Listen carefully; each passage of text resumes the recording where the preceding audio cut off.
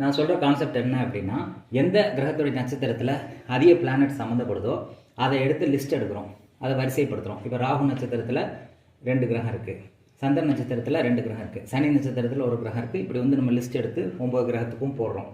என்னுடைய கான்செப்ட் என்னென்னா, எந்த கிரகத்துடைய நட்சத்திரத்தில் நிறைய பிளானட் சம்மந்தப்படுதோ அதை வந்து வரிசைப்படுத்தி அதை செயற்கையாக எடுத்து பலன் சொல்கிறோம். இப்போ இதில் அதிகமாக கனெக்ட் ஆகுது ராகு சந்திரன் தான் அதிகமாக கனெக்ட் ஆகுது. அப்போ நம்ம என்ன சொல்கிறோம், சந்திரன்கிறது என்ன, அதாவது நீர் சார்ந்த விஷயங்கள் தான் சந்திரன். ராகுங்கிறது என்ன, கலப்படம், கெமிக்கலு, இதை மாதிரி வந்து கலப்படத்தை குறிக்கிறது வந்து ராகு. விஷத்தன்மை குறிக்கிறது ராகு. ராகுங்கிறது விஷத்தன்மை, தொற்று குறிக்கிறது வந்து ராகு. சனியும் சந்திரன் நட்சத்திரத்தில் இருக்கிறதுனால சனி வந்து இதோட தொடர்பு கொள்ளுது. அப்போ இந்த 3 பிளானட்ஸ் எடுத்துக்கோங்க, ராகு, சந்திரன், சனி.